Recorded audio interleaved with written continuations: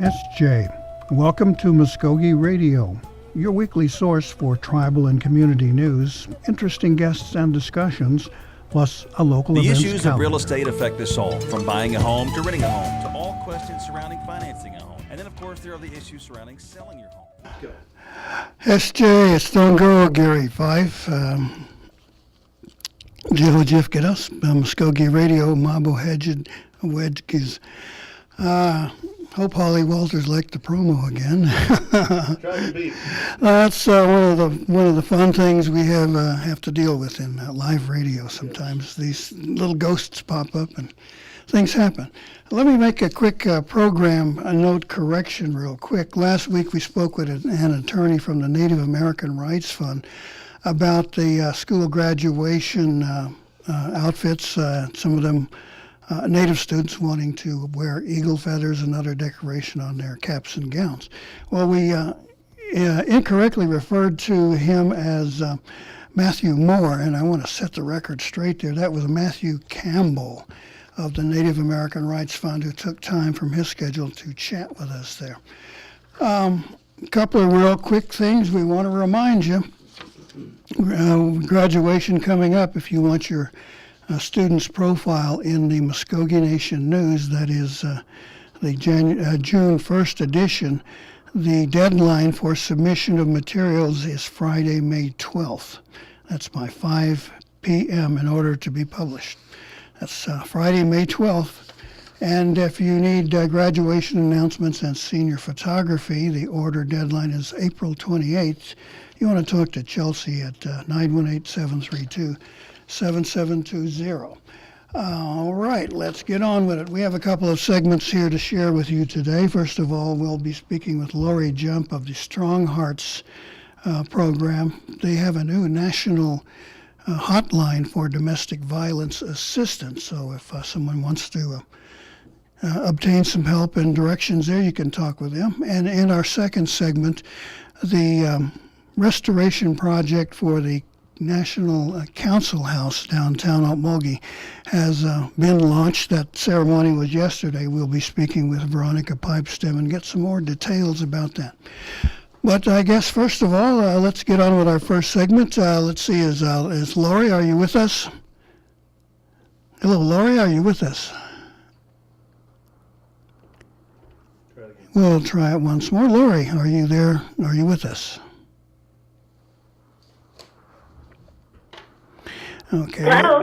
Yes, we just got something there. Are you there? Yes. Okay, great. We were just wondering if we're some help playing telephone tag with the ghosts on our end of the telephone. First of all, give me your full name and title there with StrongHeart. Lorie Jump, J-U-M-P, and I'm the Assistant Director for StrongHeart's Native Helpline. Now, it's been announced that you have available now a new National Domestic Violence hotline for people kind of in our region. So why don't we start there? First of all, I guess, who is StrongHeart? Yeah, StrongHeart's Native Helpline is a new helpline for Native Americans that have been experienced domestic violence, whether that is the survivor of violence themselves, their families or friends, and even somebody that may have perpetrated violence on somebody else. We provide Native survivors with immediate support, safety planning, and referrals back to community agencies in the area that they're from. And this is actually a first-of-its-kind project. It's a joint project of two powerhouse nonprofits. Both of them have experience in domestic violence and other related crimes. The National Domestic Violence Hotline brings to the project their expertise and infrastructure and technology with running a hotline. And the National Indigenous Women's Resource Center brings their expertise working with Native American communities and culturally specific responses to domestic violence. So you're bringing more of a national resource to add to support of this particular project then, right? Yes, that's correct. Now, this is a subject that we've often discussed here on our program, and we're strong supporters of the efforts of Sean Partridge and her wonderful crew here with the Family Violence Prevention Program here at the Mvskoke Creek Nation. One of the things we always like to do is get someone's perspective on the size of the problem. Now, we've talked to Sean about Creek country down here, but how would you describe it all across Indian country, across the nation? Well, what I would say is that the rates of violence in Indian country across the nation really is at an epidemic level. I'm looking for my statistics. The reality is that more than 4 in 5 American Indians and Alaska Natives have been a victim of violence in their lifetime. At least half of Native women and 1/3 of Native men have experienced physical violence by their partners. And so it really is a huge epidemic within Indian country across the nation. What would you say is the genesis of this problem? Where did it come from? Is it always been there? Is it something that was a stereotype that might have been ingrained into us? From time to time, we've seen old Hollywood movies say, "Well, go beat your woman and she'll mind you," and this kind of silliness there. But did that play a part? Where did it come from, do you think? You know, that's a huge conversation. Yeah. You know, we certainly know that violence against women was not a tradition within Indian country. Women have always been respected as life givers, and so it's not something that was traditional to us, and it's something that really so many factors impact. But certainly the notion of owning your wife, is something that came across, I think, with contact, right, back in the beginning of the colonization of our land. Now that reaches for, pretty much for the entire history of the United States here. Now, as we have seen this issue, this topic in families, families that I know, that it was something that was always, behind a closed door sort of thing, hidden and not ever spoken with. Is that still pretty much the situation, or do you think things have changed in the last decade or two? I do think that things have changed. Yeah, it certainly in the past was considered a family matter, and quite often police wouldn't get involved. But there's been great efforts to educate people and bring awareness to this problem. And as a result, I think people are talking about it more. And that's really what has to happen in order for us to affect real change. Is we have to change those attitudes about it being, a family issue or a behind closed doors issue. And that's happening slowly, but it is happening. Well, a question in that same vein. I've often noticed that it seems that our Native communities, our tribal societies, little communities here, are often more connected with each other and a little tighter than the non-Native communities. And so this sort of knowing each other's personal business goes a couple of steps deeper there. And how do you think that sort of thing affects the problem? Well, you're right. I think that sometimes our communities are very small and very tight, and oftentimes there's this idea of not wanting to reach out to local programs because everybody's going to know your business. And that's an issue for sure. And sometimes that's where national programs can come in to help, is because you're reaching out. It's absolutely confidential, and there's no way of connecting you back to that community. And so survivors are very safe in reaching out to national hotlines, and they can avoid that fear of everybody knowing their business.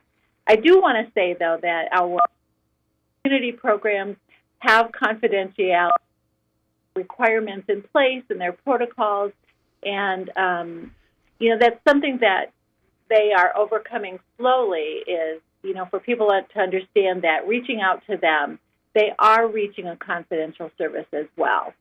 So it's important to note that. Would that, or let's say, could that actually kind of backfire, and seeing that the person you're speaking with is a stranger so far removed, perhaps from your town, obviously your family, but the problem that this client may be dealing with, could that distance and strangeness, shall we call it, have any effect? I don't think so. I think that,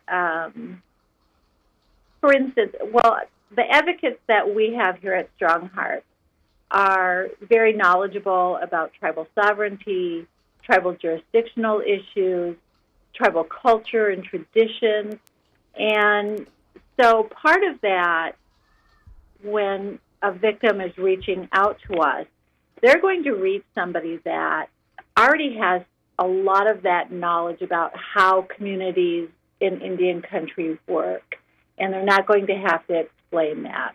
And so I think that's going to alleviate some of that, and we certainly encourage them to call us if they find themselves in a situation where they need our support.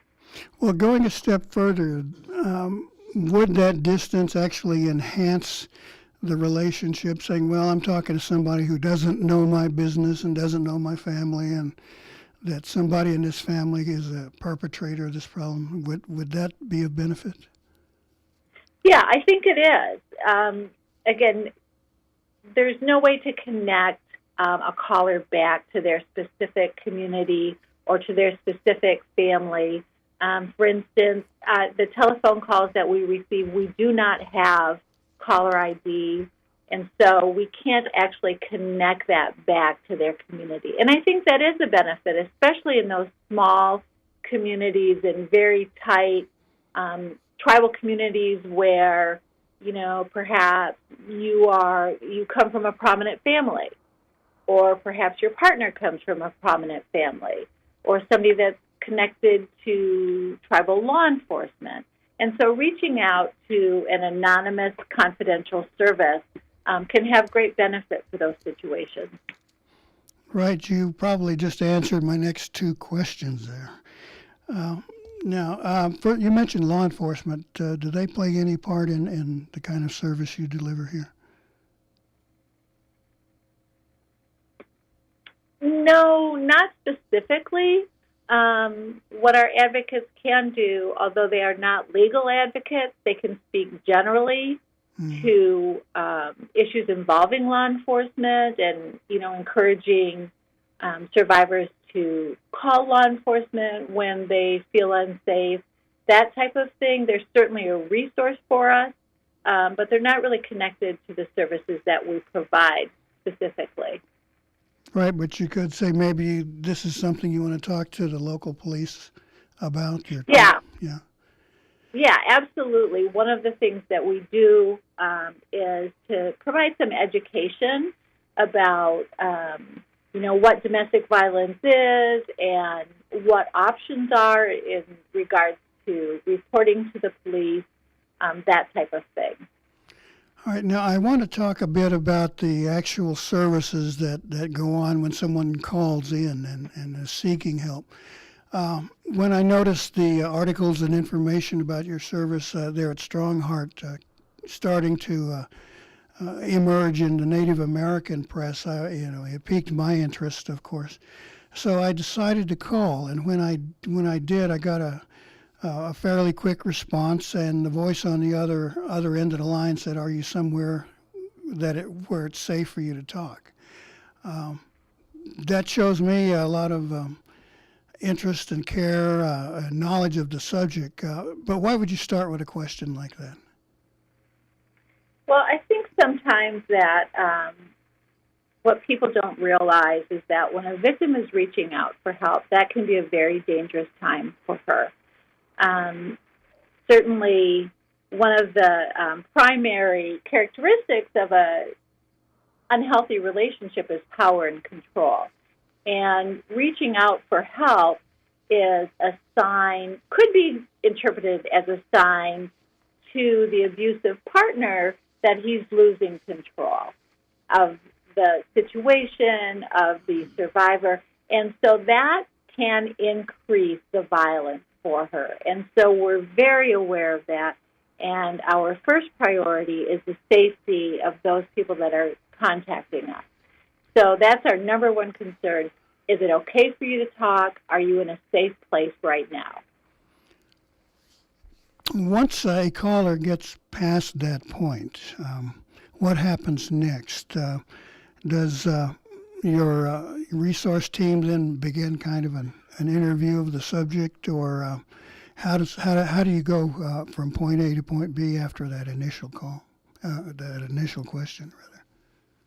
Well, one of the things we do is to allow the caller as much time and space as they need to tell us why they're calling us, what their situation is, and what they're dealing with. And at that point, we can start to look at a plan to keep her safe, to keep her children safe if children are involved, and to look for resources that she may need. And hopefully we're able to find resources right there in her home community that can help her. For our own tribal program, if I recall this correctly, that might be a place to stay, food, clothing perhaps, and daily hygienic articles, things like that, immediate need. And the confidentiality of where they might be living, so to speak, when they receive this help. Is this going through your minds there? Is this included in your discussion? Yeah, absolutely. Of course, shelters in Indian country are pretty far and few, and so we're definitely looking at what resources they might leave if they're considering leaving their situation. Is that shelter? Is it transportation? Is it, food for their children? All of those items are certainly things that we're looking for if that's their decision is to leave their situation. In that situation, can you maybe share some of the characteristics that a victim might be having to deal with? I'm not sure I understand your question. Well, I would presume that they're wanting to get away from an abusive spouse, perhaps, and then the physical and emotional manipulations that perpetrator may be using to keep this person trapped. Oh, sure. So when we're talking about the tactics of the batterer, certainly, the physical abuse is the thing that people most identify when you're asked about what they think domestic violence is. But it's so much more than that.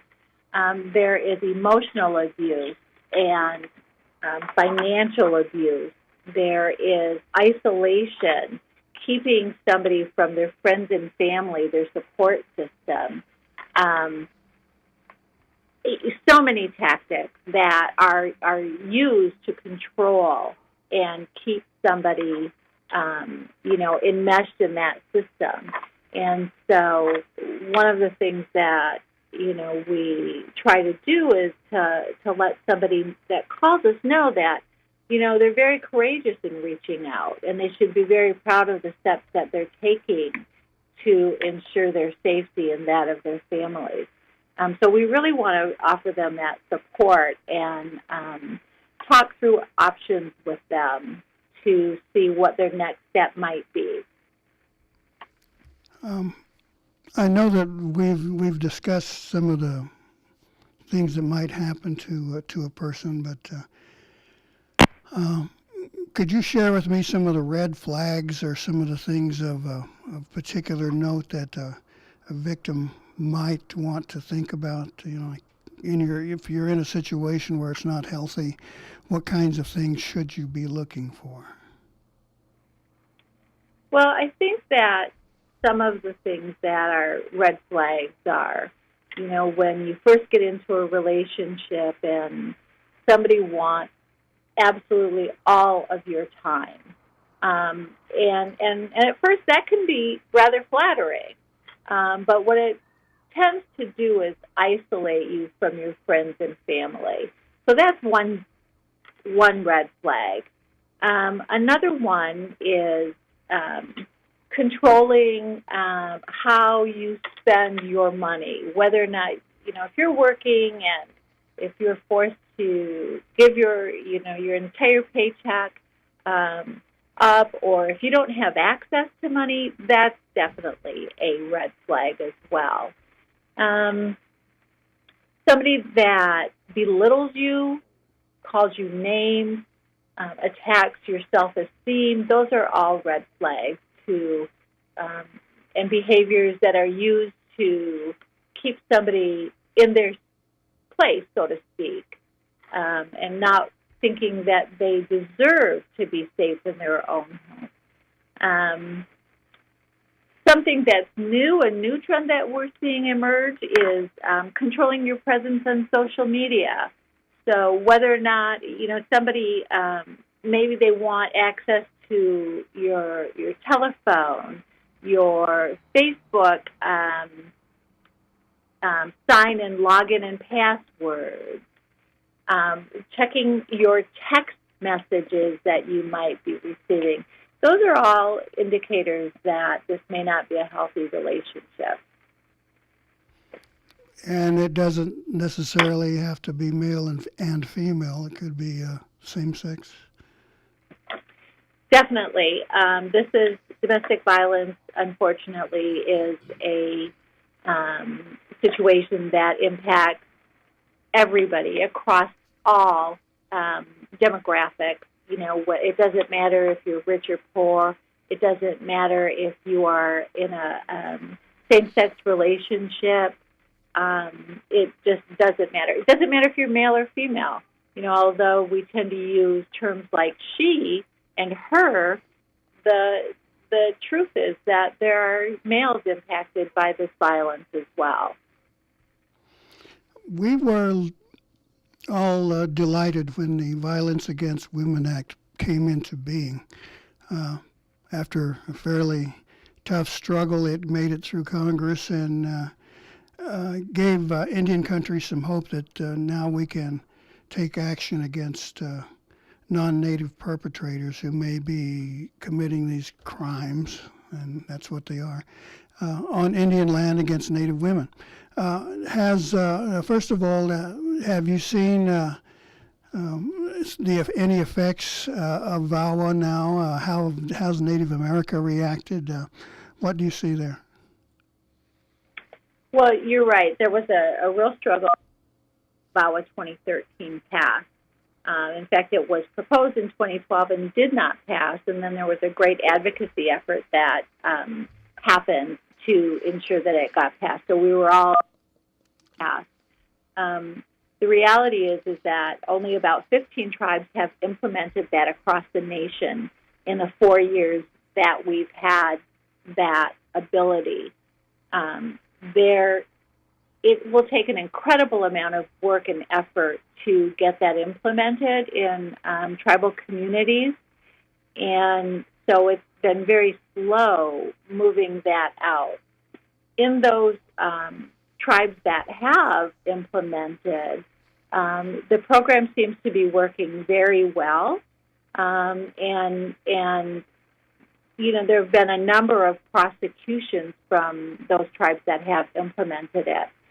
So it certainly is an important piece in our response to domestic violence, and I hope to see more tribes implement that across the country.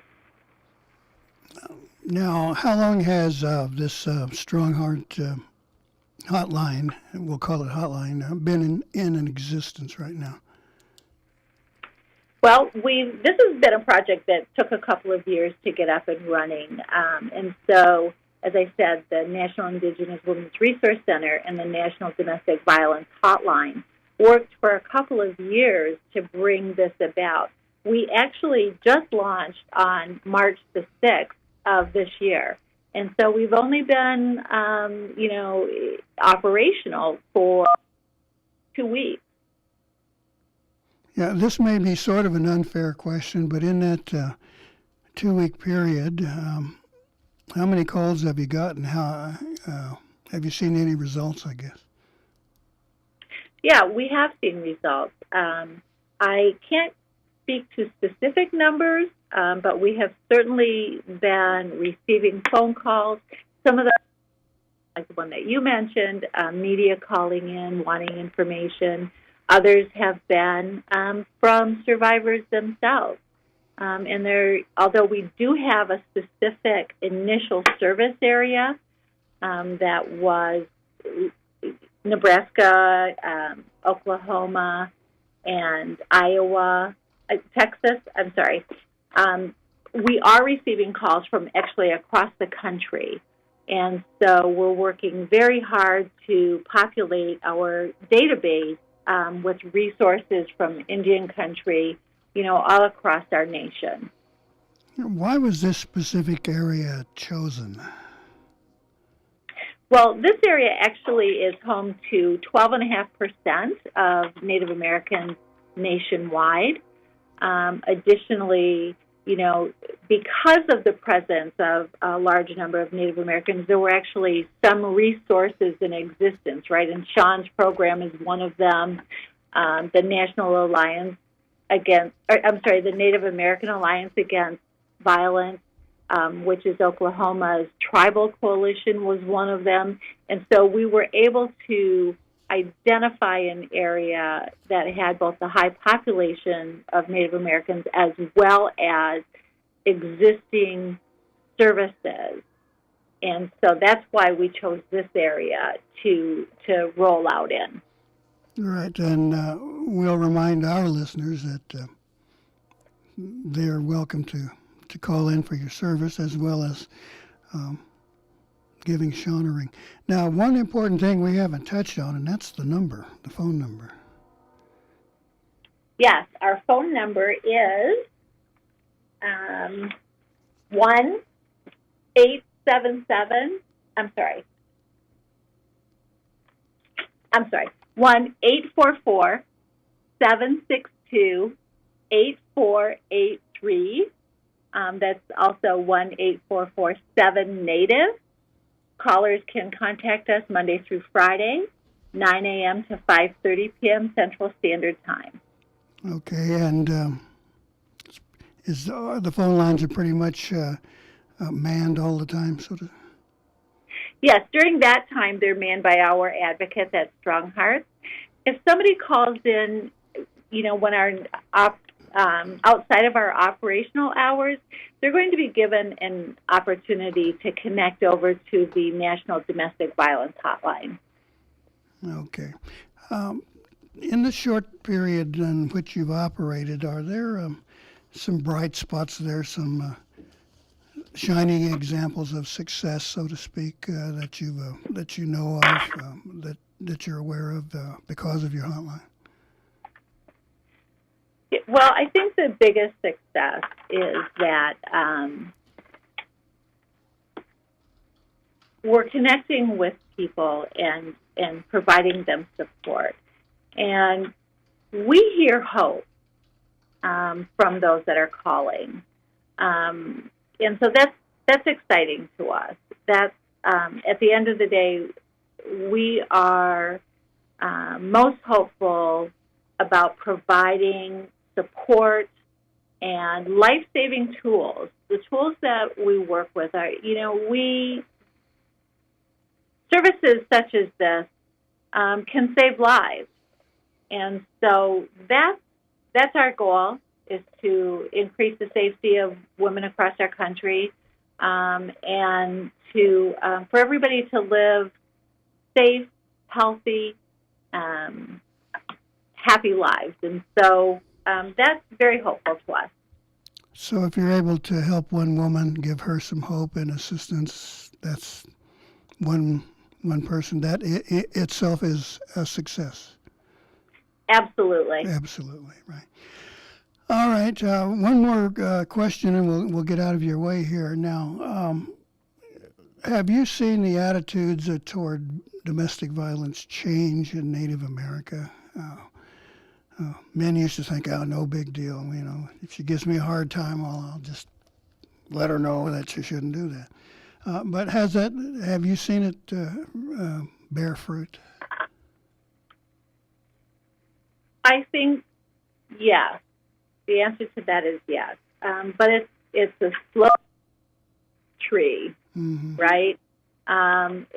It's attitudes are changing, and part of that is because of VAWA 2013, because of our increased abilities to respond appropriately to these crimes, to recognizing that it is a crime.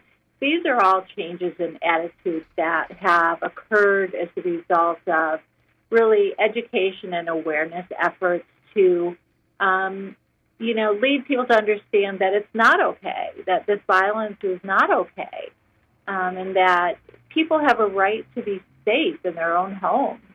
And so it's a slow, it's slowly changing. We need to work more on it. If we're ever going to really reduce domestic violence and eliminate it, hopefully at someday, that's going to take continued education and awareness. That's how we change attitudes, is, through activities that bring awareness to the problems. And, it's how we've changed other things in our country. And so we can change this one as well. All right, Lorie Jump with StrongHeart, we want to thank you for your time. And before we let you go, let's have that number one more time. Sure, it's 1-844-762-8483. They can also follow us on social media. We have Facebook, Twitter, and Instagram. All right, we wish you much success with that hotline, and we'll get back to this subject and give you another ring at some point and see how you're doing then, I guess. Thank you so much for having us and for helping us get this our number out there. All right, it was my pleasure. Thank all your crew for their assistance in making this happen. All right. We sure will. Okay, thank you, Lorie. All right, we're going to take a pause here in the program, and we'll be back with Veronica Pipestem, and we'll get the latest details on the National Council House restoration. So please stay with us here on Mvskoke Radio, here on 1240 The Brew. I started doing it when I was 11. I wanted to be just like my big brother. And some of my friends were already doing it. We got hooked fast. I just can't get enough. I'm Jacob, and I'm addicted to playing the drums. There's lots of stuff that makes it cool to be Native. Doing meth isn't one of them. Find something better to do. Check out ncai.org. A message from the Partnership for a Drug-Free America and the National Congress of American Indians.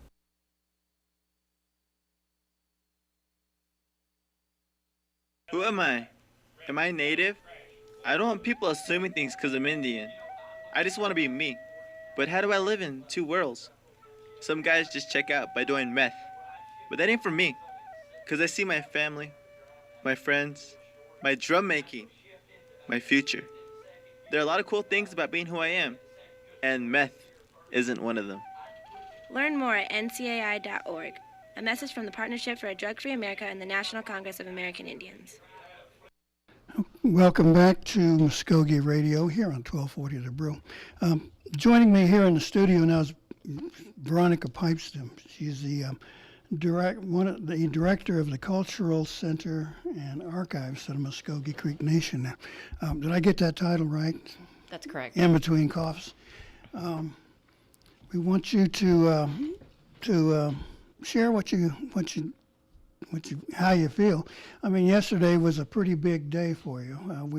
Many people were there on the lawn of the National Council House for the launching of your restoration project, and now we're seeing all of these efforts and things starting to come together. So I don't know. First of all, how do you feel about it?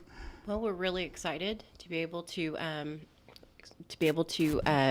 go ahead and get things moving to where there's actual like a tangible evidence of progress. I know that we've been doing a lot of work, and in our last interview we kind of talked about that, but that was all kind of behind the scenes planning and on paper type of things for the tax credits and getting that all coordinated. So this will be kind of the beginning of the construction vehicles and those types of things, where you'll actually see people doing the things that that will result in a finished council house. So, well, with it being right behind us here, you see the thing right out the window here. We've kind of had a bird's eye view of progress or lack thereof on the council house for a number of years. We've seen crews come in and try and shore up part of the masonry to keep it from collapsing, an emergency measure because of its age. We've seen these black screens go up all around the square there, and we thought, oh boy, here's something new that's going to happen, and we're finally going to see some crews actually get some work done and things like that. Now, it's been quite a struggle, as you said, behind the scenes to get it to this point. At this point, it's sort of, okay, the tough job is over, so to speak. Now we have physical materials to work with rather than ideas and proposals and things like that. One of the things that we wanted to know more about was if you could, I guess, explain in pure layman's terms, like how did it come about in terms of funding? I know you're, talking $3.5 million, something like that. And part of it comes from one pot and part of it from another. So maybe let's start there and you can kind of simplify for us. Yeah, part of it comes from the nation's investment. So we went and got a National Council appropriation to do this, and the other part of it's going to come from tax credits off of the dollars that we spend from the council appropriation. And so that's probably the simplest way to kind of break that down. And so through those tax credits, we get to about a 3.6 or 3.7 million figure after a 2.5, almost 2.6 million appropriation from the council house, from the National Council. All right, now the project's gone through several evolutions. Your predecessors had some plans and some efforts that were working towards this day. Now we've finally seen the groundbreaking, which actually didn't have any ground broken. Got to wear hard hats and stand around. What will we see next, I guess? That's what our listeners really want to know is, okay, now the screens are up, it's all blocked off, there is really no public access. What happens next? Next, the project manager and the assistant project manager will begin really putting their crews together and starting the work. And so they're in a full position to go ahead and do that. All the approvals have been signed. And with this tax credit deal, it's been a lot of behind the scenes, and there's lots of different parties that have been involved for the purposes of the tax credit. And so all of the papers have been signed off, approved by all of the different contributing parties. So really that's been the last thing that we've really just been waiting on, is to get everybody's seal of approval on everything, on all the documents that we've put together to get this moving. And that's been done. So now we're free to go ahead and move and start construction. One of the things we did notice several months back was a crew testing the soil, seeing whether or not it was stable or whether or not something was going to start sagging. I guess all of those studies came out positive, that we're in pretty good shape as far as the Earth and keeping the building in one level position. Yes, that's. Okay.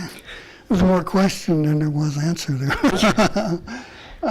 When will we actually see people go in and start removing materials? And I guess that would be the first step. I think as early as next week. Oh, yeah, there have been people kind of doing testing and mapping and that sort of thing in the last few months, just kind of prepping for the construction to start. So there have been things going on as they could do it. But I think what you'll really see a lot of movement by next week. Has your team, your office, and people in the tribe shared its concerns for the building, asking those crews to proceed delicately, I guess maybe is what I'm getting at. We've got an incredible building here. We're one of the few tribes in the whole country that has something like this, and I wouldn't want somebody getting a little heavy-handed when they're knocking something down or something like that. We would want them to take it as carefully as possible. I mean, has that been conveyed? Yes, most certainly. The fact that the council house is on the National Historic, it's designated as a National Historic Landmark. That's a little bit of a different designation than the Register of Historic Places, because the National Historic Landmark status gives it national status, as opposed to the Register of Historic Places kind of is more of a localized. It can be something that's of importance to the locals. But the National Historic Landmark really kind of solidifies it as something that's not only important to the history of the Mvskoke people, but also to the history of the United States. In this tax credit process, which we applied for, historic preservation tax credits, the part of what gets looked at before those tax credits are approved is the method in which the architects are going to do the work, so that there's as little disruption to the original parts or the historic parts of the building as possible. And so for that to have been approved at the state level as well as through the National Park Service, our architecture firm, Seltzer Schaefer, has done an excellent job at being as careful as possible to not be too invasive or to not make any major critical changes to really the original feeling of the building or what went into it there in the craftsmanship. So several years ago there was some renovation work that sort of was aimed at modernizing the building somewhat, kitchen and I guess plumbing and air conditioning and things like that. And from everything I've heard, your plan is to take it back in time, kind of back to place that didn't have these modern conveniences. So what is the plan there? Well, the kitchen will go out because that was actually the original location of the executive office, so the chief's office. So we will be taking the kitchenette out of the building completely. So that won't really have a purpose there anymore, because we really want to devote that space to talking about what the previous Mvskoke principal chiefs had done. And so we didn't really feel like that was an appropriate place to have a kitchenette. The bathroom will remain, and it will be there so that when we open the building up to the public, say if there's going to be a council meeting or something in the building, that people can have a place to go for convenience to the restroom. And then there will also be a lift added to one of the rooms, not in the executive office, but the room just next to it. So because I'm sure you've been on the stairs of the council house, and they're very steep, and the council meetings that we know that are going to happen are going to occur upstairs, and we don't want to have to turn anyone away from attending those meetings because they can't make it up the stairs for whatever reason. So it won't be an elevator full scale. It'll be a lift, and it'll have glass windows around it. So it's very much going to be something that's nice to look at instead of a kind of an industrial elevator. This next question's kind of off the wall here, but I've been on those stairs and pretty much alone, and got the feeling that I wasn't alone. And we've talked about it in ghost story shows that we've done here in Mvskoke Radio, but has anybody ever talked about that or perhaps seen something or anything like that? We've heard some stories, and again, something that's similar to that. Personally, I don't really want to be in the council house by myself after dark. So, but that's it's very storied in terms of hearing those types of things. But in terms of confirming that, I can't. No, that's all right. We had a photographer in there once that came up with some interesting little blips on her work. But for me, that kind of shows you how strong the spirituality of the place and what it means to our people and even exists even today. As the work progresses, it's going to be returned to, as you say, a meeting place, more of a living space for tribal business. Now, there had been some talks or desires from people here and there about having council meetings going on in that building, big public forums and that kind of thing. But is it really physically able to accommodate meetings like that? Will it be big enough for ventilation adequate? Well, part of it, we want to make it available for council meetings. And so our plans include all of the IT that would be required to have some sort of meeting that's broadcast on the second floor. That being said, I don't know that it's really up to the National Council how often they want to have those meetings in there. But the space is limited to a certain extent, and it's a 140-year-old building. Right, yeah. And so the capacity of the building is limited to a certain extent of having that many people in there all the time. But I don't think that that's going to be something that would be happening every day or anything by a long stretch. So I think it can accommodate that, but there will be exhibits throughout the entirety of the council house once it's there. But we have planned for the exhibits in the House of Kings and the House of Warriors to be more movable so that it can accommodate that meeting space. That was where I wanted to go next, is what will it be used for? I know in the past there's been a gift shop in there. It's been kind of a museum. There are other plans for it now, though. Those kind of ideas will not be part of it. Well, it's going to be a museum in and of the kind of in the historic site vein of a museum. So it won't be a generalized art museum the way that it used to be, where you would go in and see there would be art. It's more going to be focused, and it's going to be more narrow in scope on telling the story really of the council house and the Mvskoke people in the council house era. So between 1868 and 1906. So the types of things that you will see in there really are going to be dedicated to talking very specifically about what happened in those particular rooms and spaces, who was there, who served in those capacities and what they did. It's going to talk about who was governed by the council house style of government, so talking about the towns and the districts that were existing at the time. And it's going to be talking about some of the historical events that took place that the elected officials very much had to deal with and had to address during the council house era of government. So things like allotment and the Dawes Act and the Curtis Acts, very much were things that the elected officials at the time were very concerned with. Things like the Green Peach War and the Chitoharjo Rebellion, those all occurred.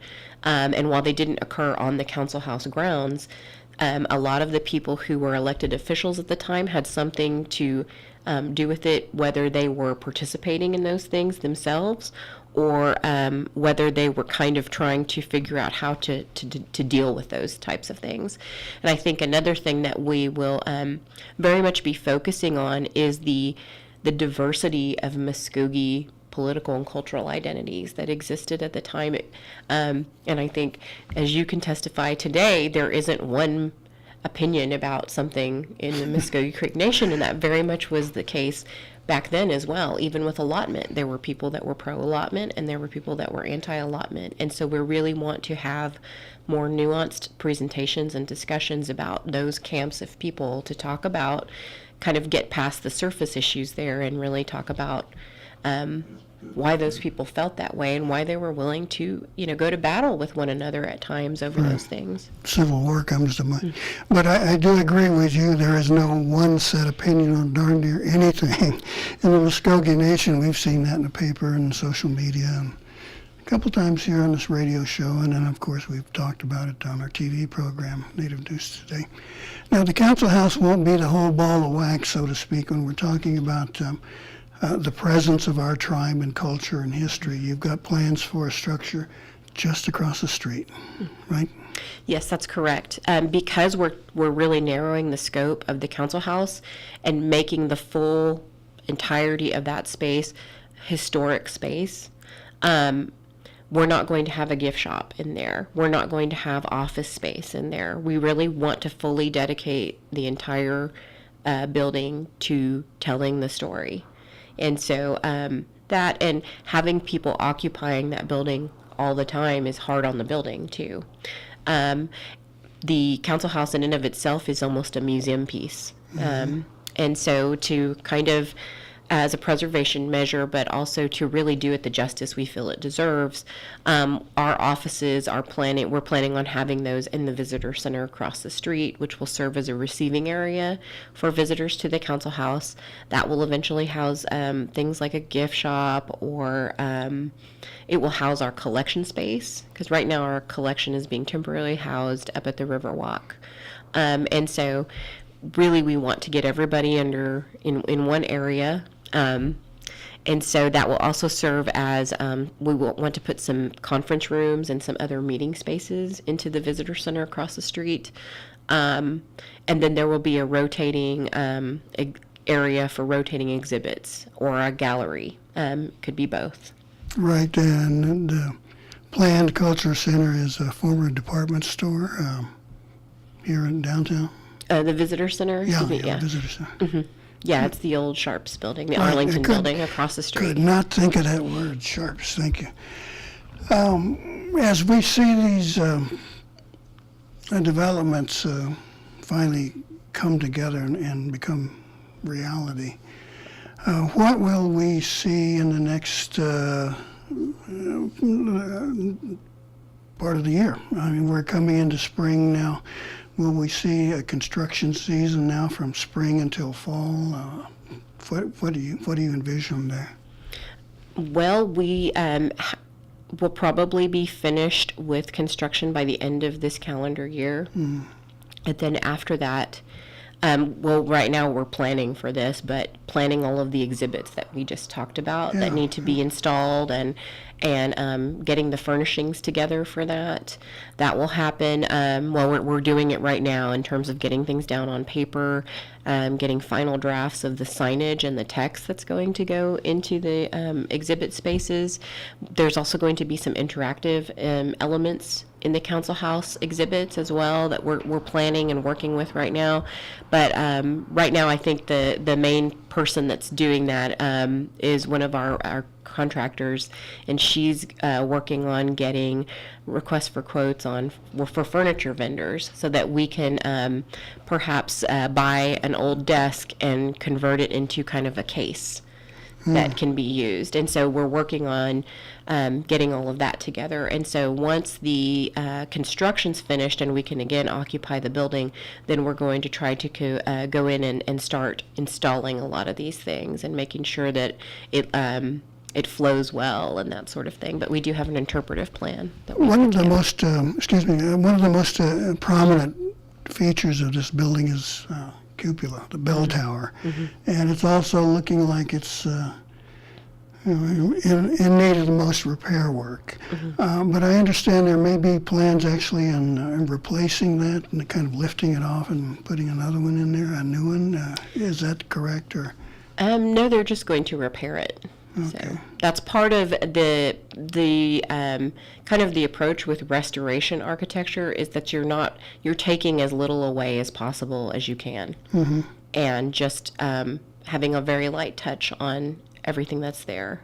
But in some cases, you may just have to do it, because I look at the tower now and looks like there's a lot of rotten wood up there, and it could be a health and safety feature problem there. Yeah, because there are a lot of birds that get up in there, and but it's been cleaned out in the last year or two in prep for the construction, and so what they will do is attempt to salvage as much as they can, but they may have to repair some of the wood that's on the sides. Right. Is there anything else that you'll be looking for sharing with the public this year? I know this ceremony yesterday had a lot of folks, not only Native people, but surrounding downtown Okmulgee, folks who are very interested in its development. Will we be seeing another ceremony like this as you're ready to open the doors? What's the plans there? Most certainly you'll be seeing a grand opening once the exhibits are installed and we're ready to really just do a clean open to the public, where it will be, again, a public building where people can come in and look and learn and really know the story of the council house. I'll finally give you a chance to sit down and put your feet up and say it's done. Well, we keep ourselves pretty busy with our other projects. Yeah, we'll get into those to make other shows. Well, Veronica Pipestem, thank you so much for giving us this update on wonderful National Council House down here. We'll be coming back and asking more questions as the project progresses. So, thank you for having me. Okay. We'll take just a real short pause here, and I've got some community announcements to share, so stay with us here on Mvskoke Radio. Hear that? That's the sound of Hope being killed by meth. Methamphetamine use is causing huge problems in our community. Hear that? That's the sound of something you can do about it. Events like rodeo, res ball, and family time can help keep kids away from meth. Talk to your kids. Keep our culture alive. A message from the Partnership for a Drug-Free America and the National Congress of American Indians. Learn more at ncai.org. One Fire Casino in Okmulgee offers Ladies' Day every Monday with $5 match play, VIP days for seniors on Tuesdays, lunchtime match plays on Wednesdays and Thursdays, and several other great drawings and prizes throughout the weekend. Don't forget to take advantage of spinning the wheel on Sundays to win up to $5,000 cash. Be sure to check out the daily meal specials at Council Oak Cafe. There are exciting monthly giveaways with extravagant prizes. Come and play at One Fire Casino, where it really is okay to play with fire.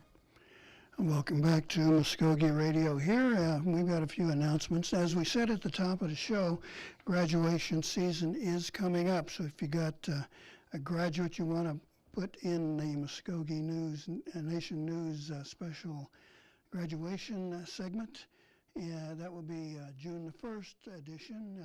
Get your profile in.